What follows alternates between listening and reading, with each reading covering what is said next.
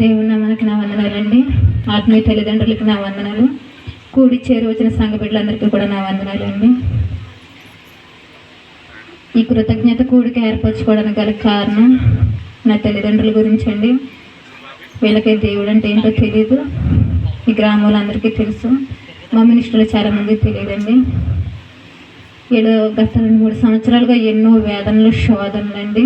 వీళ్ళ కుటుంబంలో శాంతి సమాధానం లేదు, నెమ్మది లేదు, మరి ముఖ్యంగా ఆరోగ్యం లేదండి. మనకి ఎన్ని ఆస్తి అంతస్తులు ఉన్నా, డబ్బు ధనం ధాన్యం ఉన్నా మనకు కావాల్సిన ఆరోగ్యం ఉంది. వీరికి అదే లేదు, మనశ్శాంతి లేదు. మేము అత్తరిల్లు కాడ ఉన్నామన్న మాటే కానండి, ఏ ఒక్కరోజు కూడా మాకు మనశ్శాంతి ఉండేది కాదు. వీళ్ళ ఇంటి దగ్గర నుంచి ఫోన్ అవుతుందంటే మేము గుళ్ళు చేత్తో పట్టుకుని ఉండేవాళ్ళం. ఒక్కరోజు కూడా మేము మనస్ఫూర్తిగా తిన్నది లేదు. అట్లాంటి మమ్మల్ని దేవుడు ఎంతగానో మా నోటి నిండా నవ్వించాడండి. దేవుడికి మేము ఎంతో రుణపడి ఉన్నాం. మేము ఏమి ఇచ్చిన రుణం తీర్చలేమండి. మా అమ్మగారి గురించి ఇక్కడ చాలామంది తెలుసు. ఎంతో మరణకర అంచు నుంచి లేవనెత్తాడండి దేవుడు. అందరి బట్టి దేవుడి స్తోత్రం తెలియజేస్తున్నాం.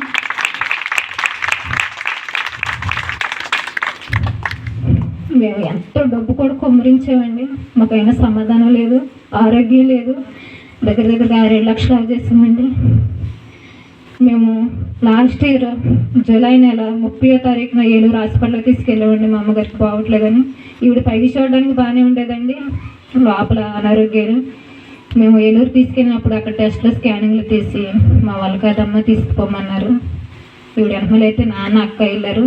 ఆవిడ నాకు ఫోన్ చేసి అక్క నాకు చెప్పింది, ఇలా తీసుకెళ్ళిపోమంటున్నారు, నాకు భయం వేస్తుందని చెప్పి. నేను ఒకటే మాట అన్నాను. ఆ రోజు ఆదివారం, అక్కడ దేవుడు మన పక్షాన ఉన్నాడు, నువ్వు భయపడొద్దు, అసలు ఎక్కడికి తీసుకెళ్ళమన్నా నువ్వు తీసుకెళ్ళు, అమ్మ ఆరోగ్యంగా ఇంటికి వచ్చిందని నేను ఒకటే మాట చెప్పాను. అదే రీతిగా సాయంత్రం మేము వచ్చాము. సోమవారం మార్నింగ్ మేము విజయవాడ మణిపాల్ హాస్పిటల్కి తీసుకెళ్ళామండి. అక్కడ అడ్మిట్ అయ్యాం. టెస్టులు గట్రా అన్నీ చేసి 3 రోజులు గడిస్తే కానీ మేము చెప్పలేమన్నారండి ఈవిడికి.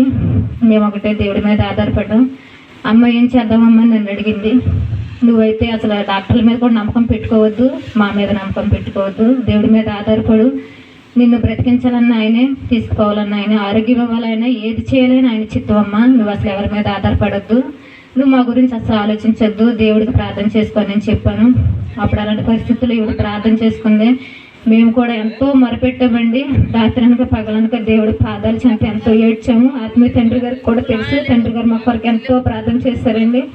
3 రోజులు గడిస్తే కానీ చెప్పలేమన్నారు. మేము తండ్రిని చెప్తాం, నువ్వు కావాలంటే ఉంచు, లేదంటే మాకు తీసుకుపో. వీళ్ళని మంచిగా బాగు చేసి సజీవుల లెక్కల్లో ఉంచి వీళ్ళ ద్వారా అనేకులు మారడానికి సహాయం చేసి వీళ్ళని సన్నిధిలో గడిపే భాగ్యం దయచేయని ఒకటే మాట అనుకున్నాను. ఉంచినా నీ ఇష్టమే, తీసుకుపోయినా నీ ఇష్టమే, నేను ఒకటే మాట అనుకున్నాను. దేవుడు మా నోటి నిండా నవ్వించడానికి మా అమ్మగారికి ఎంతో మంచి ఆరోగ్యం ఇచ్చారండి. అందుని బట్టి దేవుడి కృతజ్ఞత స్థితి చెల్లించుకుంటున్నాం. ఇవి ఎంతో బాధ వేదన మాలో ఉండేది కాదు, అన్నం తినేది కాదు, మంచినీళ్ళు కూడా తాగేది కాదండి. కనీసం మమ్మల్ని చూసి విసుక్కునేది, చిరాకుగా పడేది. మేము అత్తమాన ప్రార్థన చేసేదేనండి. మా అక్క కూడా అత్తమాన ఫోన్ చేసి నన్ను పిలిపించి ప్రార్థన చేయించేది.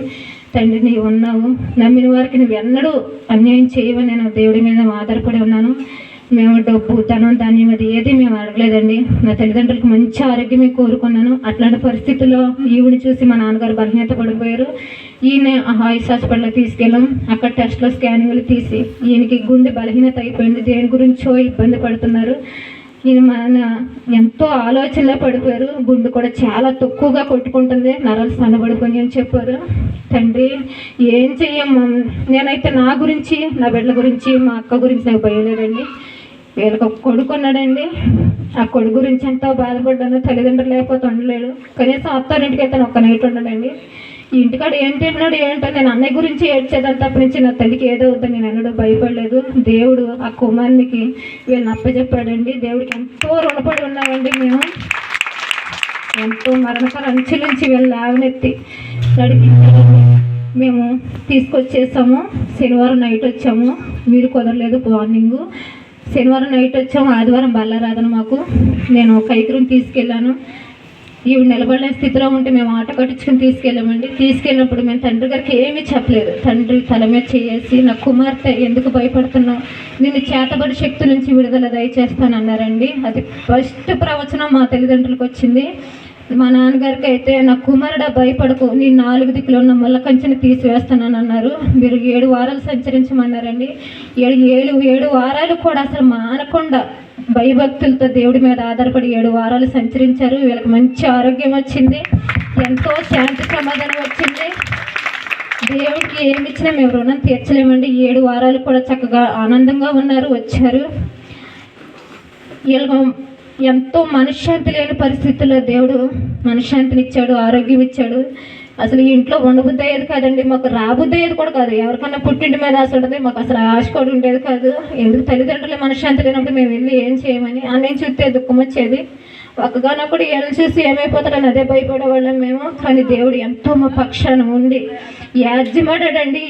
వీళ్ళని చేసిన చేతబడి శక్తుల నుంచి ఎంతో యాజ్యమాడాడు. అది చేసిన ఎవరైనా సరే వాళ్ళకి మేము రుణపడే ఉన్నామండి. వాళ్ళు అలా చేయబట్టే వీళ్ళకి దేవుడి ప్రేమ తెలిసింది. అందుకు కూడా మేము వాళ్ళకి థ్యాంక్స్ చెప్పుకుంటున్నాను.